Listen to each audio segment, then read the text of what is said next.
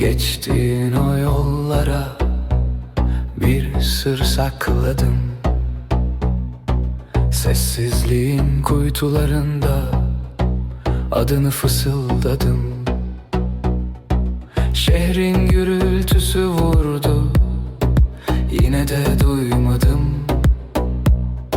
Senden başka hiçbir notayı, hiçbir makamı.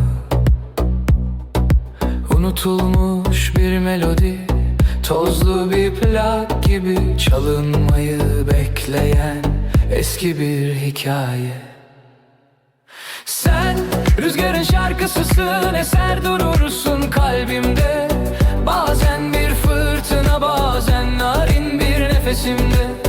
Hiçbir nota defterine sığmayan o büyük beste.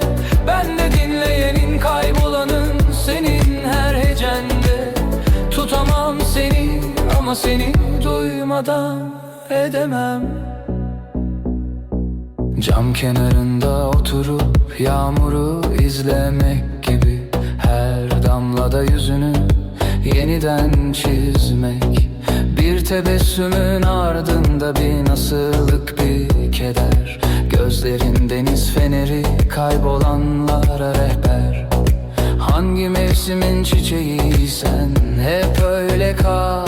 Zamandan ve dünyanın bütün telaşından azade.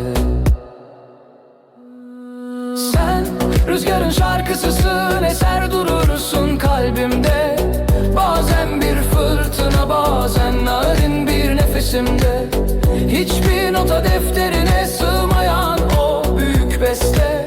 Ben de dinleyenin, kaybolanın, senin her hecende. Tutamam seni ama seni duymadan ne demem.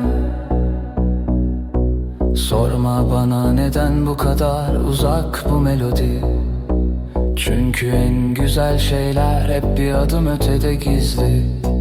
Dokunamadığın, sadece hissedebildiğin.